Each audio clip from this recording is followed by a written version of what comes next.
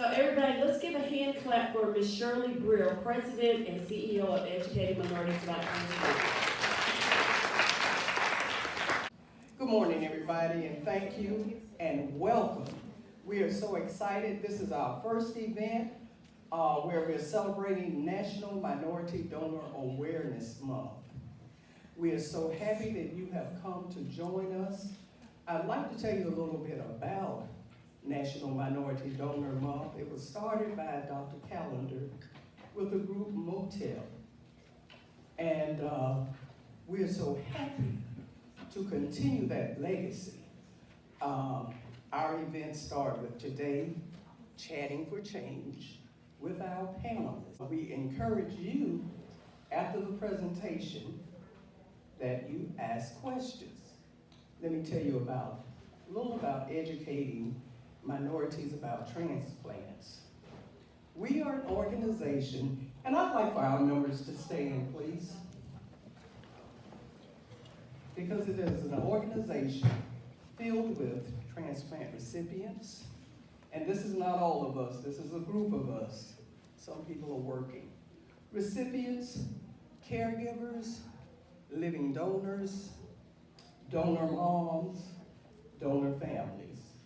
And we all work together to go out to spread awareness and to educate the communities about the importance of transplants. I am a 14-year double lung transplant recipient. My life was saved because someone said yes. And that's what's important to us. Our campaign that we will launch tomorrow, one yes makes the difference. Please enjoy the discussion. Thank you. So at this time, I would like to introduce you to the moderator. Her name is Deasia Nicholas Blake, former president and CEO of Greater Cincinnati and Northern Kentucky Chamber of Commerce. She is new to the Jacksonville area. She has a bachelor's and a master's degree in business from Xavier University of Ohio, and she is a proud member of the Alpha Kappa Alpha Sorority Incorporated Gamma Rho Omega chapter. At this point, I'm going to turn it over to Ms. Nicholas Blake.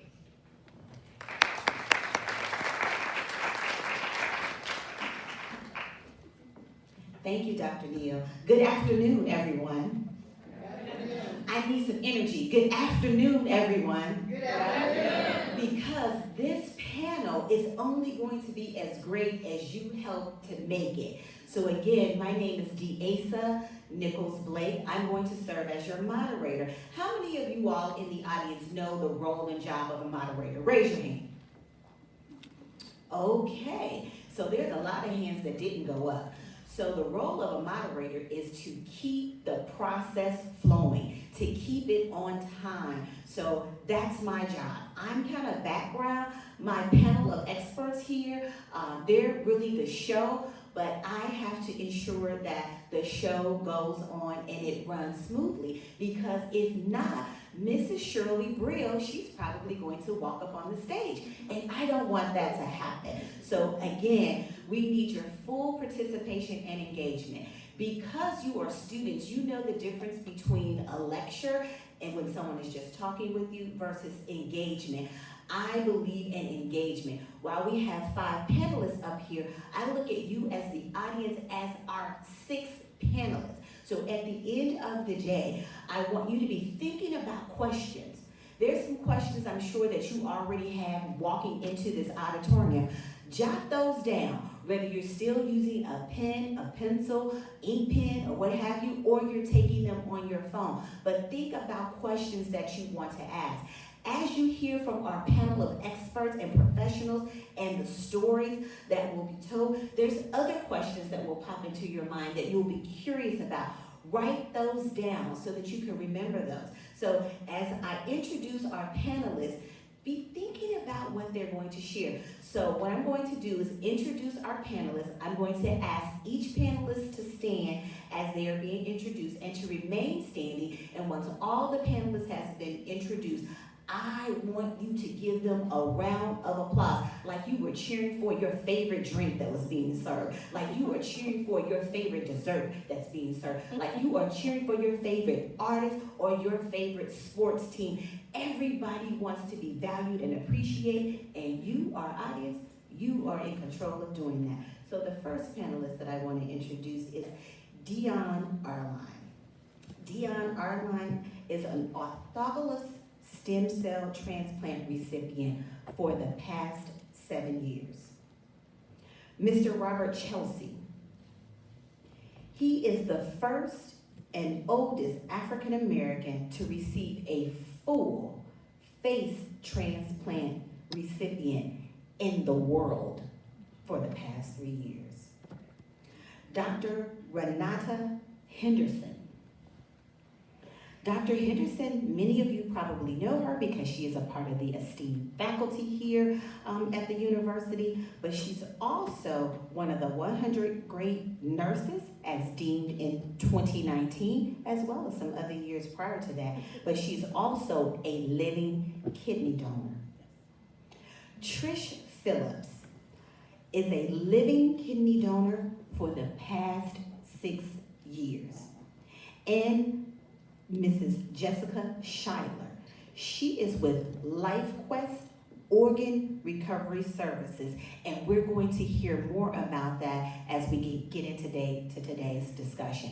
Please give a round of applause for all of our panelists today.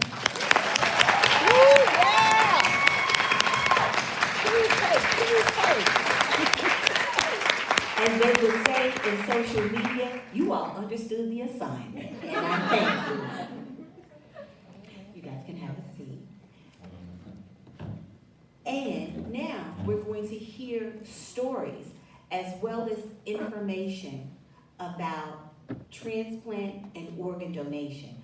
As Mrs. Brill indicated, EMAD, as we deem it for short, it's about educating minorities about transplant. But it's really about educating everyone. But we have a focus around making sure that we're providing information to minority communities who may or may not have the knowledge and the information necessary to be fully educated around this subject matter. Take the notes. Listen for opportunities for questions, because again, we're in a learning institute. I don't want to have to just pick on somebody to call. That's the job of the professors. I don't want to do that. I'm like the favorite auntie. I just want you to engage. And if you have a question, we have a mic in front of us. We will ask that you come to the mic and ask your question so that everyone can hear it. And if you want your question to be directed to a specific panelist, please let us know that as well. Otherwise, we'll open the conversation up to any panelists that might want to address your question. So why don't we start with Trish Phillips? She's going to share with us a little bit about her journey and her story. Trish. Thank you, Madam Moderator. I first want to say good afternoon to everyone, and I appreciate you all for attending and taking time to join in on this panelist for a great cause. As she mentioned, this marks National Donor Month, Minority Awareness.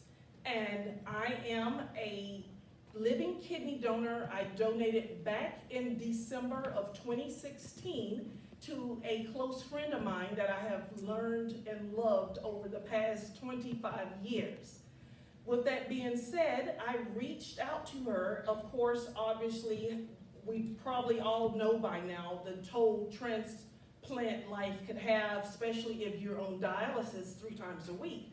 So with that being said, I reached out to her and asked if it was anything that I could do to help her, because I didn't like seeing her suffer so much. So with that, she told me I can apply to be a living donor for her. And I say, I myself, like many people in multicultural minority communities, did not have the knowledge of organ transplantation. So I was unaware that I was able to even donate for her. So after she gave me the information for the transplant center in Tampa General Hospital, I went through the process of getting screened. It was numerous tests and background, because what we have found for a living donor to be a candidate, it has to be certain rules. They won't just let anyone donate. You have to make sure you're healthy to live in the future with just one kidney. So with April taking place, I got a transplant date in December of that year. And another key fact, if you're choosing to be a living donor and you're not a direct match, there is a paired exchange program. And all of the costs are definitely not covered. You don't pay anything out of pocket. So that's one thing you don't have to worry about. So after I donated to my best friend Kimberly, I decided, hey, I need to change the numbers for multicultural minority communities. Did you know just last year, the numbers came out that there were over 20,000 donations, and of that percent, there were only a little over 2,500 of multicultural races. So that's very alarming. And on transplantation, for people waiting for a life-saving organ, 60% of that whole 100% nearly population are all of multicultural races. So with that being said, I decided I need to bring more and more awareness to be not the minority as a living donor, because we make up, like I said, the bulk of dialysis.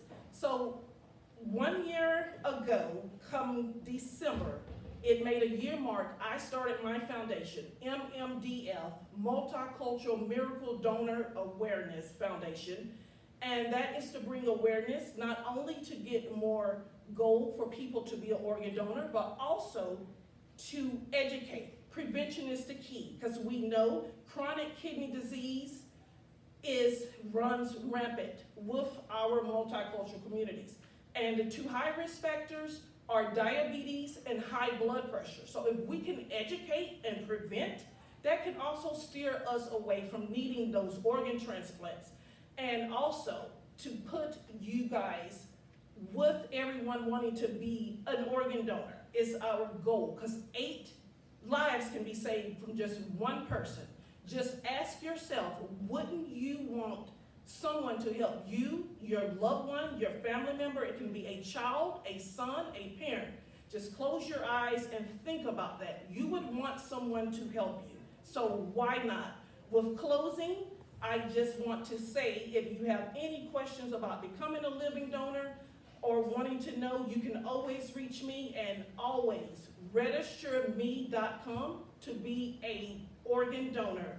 And to get more information, I'm available on all social media platforms. And foundation website is mmdfoundation.org. And once again, thank you for your time.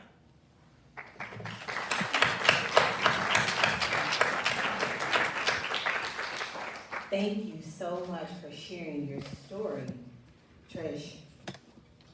Wouldn't we all want a friend like Trish? And Kimberly, how blessed she is to have a friend like Trish. 8 lives can be saved. Think about that. Thank you.